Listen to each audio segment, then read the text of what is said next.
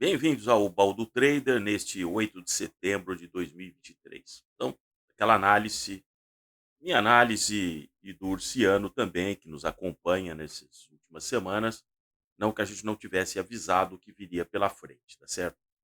Então, algumas análises aí que eu acho que são importantes para os traders, certo? Aquele pessoal saído recentemente daqueles cursos, não, se você analisar, se cruzar a rabo da taturana verde, aí você verá que é um ponto de entrada e tal, não sei o que e tal. Acho que vocês já perceberam que isso é papo para trouxa, tá certo? Então vejam só. É só você e todos os tubarões do mercado. É só você e todos os robôs de high frequency do mercado. Só você e todo aquele pessoal que tem informação que você não tem. Aí vai o alerta. Então, começando pelo nosso Ibovespa semanal, vejam essa situação agora nessas últimas semanas. Aquelas barrinhas vermelhas ali semanais é o mês de agosto, nós recordando, foi um mês terrível, né? E setembro, ele deu aquela paradinha mas a amplitude dessa semana já revela o que vem pela frente, né? A vela nessa semana que está se encerrando, semana de 4 pregões, mas a amplitude da queda foi bastante efetiva, né. E agora, porque eu digo para vocês, até o final do ano, só vai aparecer notícia ruim do ponto de vista fiscal, do ponto de vista de bateção de cabeça. Agora é a hora de chegarmos a ter o orçamento 2024 sem o dinheiro que os progressistas, pessoal da Modern Magic Theory, gostaria. É a questão que eu digo para vocês de restrições.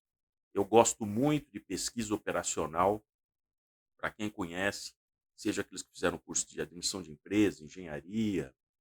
Pesquisa operacional estuda basicamente as restrições que você tem para atingir um determinado objetivo. Você coloca as variáveis, o consumo e os custos de cada variável, e isso forma, vamos dizer, um polígono das soluções possíveis. O que você vai produzir mais ou menos, e dependendo das quantidades, dos insumos necessários, você vai calculando o ganho máximo que você terá. É uma função eficiente para otimizar, por exemplo, o que você quiser. Pode ser uma frota de ônibus, uma cidade, onde você decide pelo número de ônibus que você não tem o número de ônibus que você gostaria, você tem um único número de ônibus que você tem. Então, como você distribui esses ônibus, os ônibus podem ser diferentes, de tamanhos diferentes, e aí você tem as vias, você tem uma limitação de vias em que os ônibus podem trafegar, outros locais onde não seria aconselhável, enfim. E aí você cria uma função com essas múltiplas variáveis. O progressista não gosta disso. Ele não gosta de ter restrição. Ele diz assim: não basta que a gente queira, a gente resolve. Mas ele não tem dinheiro, não tem recursos físicos suficientes, não tem inteligência suficiente, muitas vezes, para resolver o problema de maneira ilimitada. E aí o que vai acontecer em 2024? Né? Uma tremenda restrição em várias áreas aí da economia. É só vocês compararem o discurso fofo, né, da ministra do Planejamento, do ministro da Fazenda, aqueles outros ministros caricatos que aparecem, né, aqueles que ficam fazendo tweet, né, presidenta de partido fazendo tweet, aquela coisa toda. Vocês já sabem. Então, ó, indo aqui pro Ibovespa, eu selecionei propositadamente aqui, praticamente aqui, julho de 2021, veja o pico aqui, ele deu o pico em 130 mil pontos, julho de 2021. Tem várias razões, porque era um pós, fique em casa se puder, então ele deu aquele pico, você já estava todo mundo sendo vacinado, enfim, tinha todo uma questão, mas durou pouco. Ele sobe até julho, e aí ele mergulha novamente, né, vai mergulhando. Aí vai dando aqueles respiros que eu falei para vocês. Vocês veem, isso aqui já é janeiro 22, mergulha até, são ciclos mais ou menos, se vocês olhar, observar, de 6 meses. Julho de 22, aí depois nós temos novamente aqui maio, junho de 23, essa degringola até abril de 23, e aí esse pico de novo aqui, até bem no comecinho de agosto de 23. Bom, aí o que eu quero chamar a atenção. Eu peguei essa data aqui, ó. Essa data aqui é a semana que terminou em 5 de setembro de 2021. Então, esse candle aqui, ó. Vocês estão vendo aqui essa vela aqui. E nós temos essa vela aqui com a semana que termina em 8 de setembro de 2023. Então, entre esse candle e esse aqui, nós temos uma janela de 24 meses. E se nós considerarmos aqui, ó, ele está muito nessa linha aqui dos 115 mil pontos. É como se eles estivessem empatados exatamente nessa linha. Tá? Estamos no mesmo patamar de setembro de 2021. Só que, aonde que mata o peão? Onde que mata o peão? Ele fica ali fazendo as operações, o swing trade dele, e aquele envolvimento emocional, que o cara disse, tem aqueles canais, não, agora foi Tourinho, não, porque lá em Daiwan, o preço do metrô. E o tempo vai passando, você voltou para o mesmo ponto de setembro de 2021. Isso se você não perdeu dinheiro em algum desses momentos aqui. Você entrou no pico errado, tomou essa tunga, saiu depois desesperado, aí subiu na sua cabeça e desceu de novo e assim por diante. Olha só, aí vou colocar para vocês o que é mortal nesse jogo. O que é mortal. Eu chamo para vocês. E não é a fotografia, é o filme, e é o carrego. Olha isso aqui, ó. Atenção, hein? Olha isso aqui. Lembra da calculadorinha? Eu já tinha mostrado aqui. Aqui eu vou ampliar aqui mais para ficar mais nítido. Olha só, eu peguei de propósito exatamente 1 de setembro de 21 e 1 de setembro de 23, só para fazer essa comparação. Olha o carrego do CDI de grada. Olha o carrego, 25,17%. É o carrego na sua cabeça. Então, assim, para empatar com o CDI, nos últimos 2 anos, sua posição que eu digo, tudo que você tem ali em renda variável, tem que ter batido 25%. Então é uma ilusão, você falou assim, não, aqui eu botei 5 mil, agora no começo do ano a Petrobras, e agora dobrou, tô com 10 mil, sim, mas você só investiu isso. Você só investiu 5 mil reais na Petrobras no começo de 2023, é isso. Você está feliz porque agora dobrou, por exemplo, quase dobrou. Você não tem outras ações? O que você fez nesses 2 anos? Aí o cara, existe um foco que o cara ele sempre vê o último lucro. E ele não gosta de fazer a conta dos prejuízos acumulados. Não gosta. Eu quero ver se você trava o capital. Por exemplo, eu coloquei aqui 100 mil reais. Imagina que você investiu em bolsa 100 mil reais em setembro de 2021. Em vários ativos ali. Vamos dizer que você, por hipótese, tenha dividido em 10 ativos. 10 mil para cada um, por exemplo. Eu quero ver se me prove que realmente você bateu o CDI nesse período. Porque seria muito difícil, pela volatilidade, né, do mercado. Né? Então, esse é um ponto que mata, porque você não alcança mais isso aqui. O cara que estava no CDI nesses 2 anos, ele está aplicado no Tesouro Selic hoje, esperando o que vai acontecer. Você não vai pegar o cara. Você está travado muitas vezes numa ação com prejuízo. Só que eu vou mostrar para vocês. Imagine isso aqui, ó. Olha isso aqui agora. Isso aqui é para matar o peão. Isso aqui mata. O que eu mostrei dos 25% do CDI machuca o peão. Agora isso aqui mata o peão. Mata. Olha isso aqui, ó.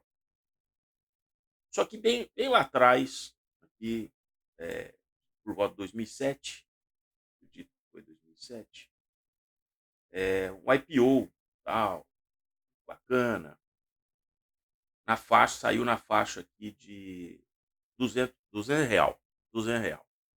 Aí, claro, tem os flippers aqui, aí dá uma uma degringolada. Isso aqui é o gráfico mensal, hein?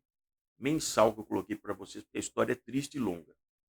Mas aí, como tudo, né? Tem o rebound, não, agora vai. Ó. Aí dá aquela subida, vem aqui, vou arredondar aqui para R$ 500. Bom, tudo bem que ele tinha saído aqui de 200, aí quando chegou aqui, uns anos, aqui deve ser uns 4 anos depois, mais ou menos, eu não estou pegando as datas aqui. Ah, sim, exatamente. No final do que seria, se o IPO foi em 2007, exatamente, fevereiro de 2007, interessante, né? Foi fevereiro de 2007, imagina, foi um pouco antes do subprime, né? Aí quando veio o subprime, olha lá, isso aqui em 2008, o negócio degringola. Mas aí ele volta e volta aqui até chegar aqui em novembro de 2010. Bom, aí o bicho desmonta, vem aqui embaixo, volta para esse patamar de 2012. Né? E é interessante que se você olhar no histórico dessa empresa, as ações no mercado secundário sempre foram mudando de mão e ainda teve meio caminho aquele chamado follow-on. Follow-on. Uma situação dessa, com uma empresa dessa, quando o cara fala follow-on para você, antes de você mandar o cara se catar, você diz, pô, eu não vou botar dinheiro bom em cima de dinheiro ruim. Olha isso aqui. Olha isso aqui. Se você acha que vai ficar pior, olha aí. Lembra do que a ação foi lançada a R$ 200? Pois é, aqui ó, em 2017 já estava 90. 90. Isso porque investir em ações no longo prazo é muito interessante. Tal. Aí você tem aqui todo um salamaleque aqui, sobe e desce, mas ó, agora sim, ó. Agora sim, ó. Por isso que eu digo, o menor prejuízo é o primeiro. O cara que não saiu, que não viu, isso aqui só estava sendo trocado as ações. Se você vê o estilo de quem estava só comprando essas ações, os grupos que aí no jornal falam, agora o grupo tal comprou as ações, não sei o quê. E aí nós vou voltar aqui para semanal, para pegar um ângulo. Olha aqui. Aí tem um movimento pega ratão muito suspeito aqui recentemente. Quanto foi isso aqui? Foi na virada aí de 2022, janeiro de 2022, movimento muito suspeito, tá certo? Ó, da onde estava, aquela puxada, depois caiu no vazio de novo, e hoje a ação está em 4,30, 4,30, qualquer coisa assim. Né? Estou falando do quem? Estou falando da Gafisa. Gafisa. Gafisa. Então, fica aí a regra, né? Ou pelo menos a dica. É, investiguem quem são os controladores, que eles estão de fato fazendo e observe os movimentos que estão sendo feitos ao longo da história, por exemplo, da empresa. Tem 1 ano, 2 anos, 3 anos de resultado ruim, não é o problema. Né? O problema é como essa empresa é gerida e se finalmente o uso aí das ações da renda variável, porque ninguém vai precisar devolver o dinheiro para você, certo? Você comprou porque você quis. É, é muito mais uma maneira de botar dinheiro no bolso de quem está ali. Então, cada puxada grande daquela, com certeza, esse pessoal ia já tirando dele, né? Botando no bolso. E aí, o cara vai ficar pendurado na parede. Antes, quando tinha as ações com cautelas, né? Impressas, eu tenho algumas aqui históricas, você ainda podia guardar e pôr num quadro. Falou assim, olha, eu tive essa porcaria aqui, vou botar num quadro. Agora, isso aqui é ação escritural, você só vai ter o extrato, né, para mostrar qual foi o tamanho do prejuízo. Então é isso que eu tinha aqui para vocês. A semana que termina aí melancolicamente, infelizmente. O ano está caminhando para o final muito, muito rápido. E nós temos aí simplesmente de concreto, falando sério, de concreto mesmo, de toda uma base fiscal, administrativa, né, do governo federal, nós não temos nada. Eu já falava para vocês há vários meses, nós só temos bravata. Só que a bravata funciona enquanto você não tem a confrontação com a realidade. Essa é a questão da bravata. Então, janeiro era ali a licença, né, do Congresso e do Judiciário, você pode falar quantas bravatas você quiser. Aí começa a funcionar o Legislativo em fevereiro, você continua falando o que você quiser. aí você apresenta um plano, vou dizer isso, vou dizer aquilo, usa sempre um espantalho, que é o cara do passado, fulaninho, que eu agora sou melhor, não sei o que e tal. Aí passa o primeiro semestre, aí você ainda tem todo aquele carrego do ano anterior. Agora, quando terminar setembro, você está com a navegação pelos seus próprios meios, filho. Não dá para aproveitar vento de 2022, como eu já falei em vídeos anteriores, veja o recuo da indústria em julho. Quem é dono do capital não vai molhar o bico enquanto ele não tiver uma visibilidade para 2024 muito clara. Então o dinheiro vai estar estocado e tal. E vejam que as projeções de Selic para o término do ciclo de baixa de juros, já o patamar já subiu.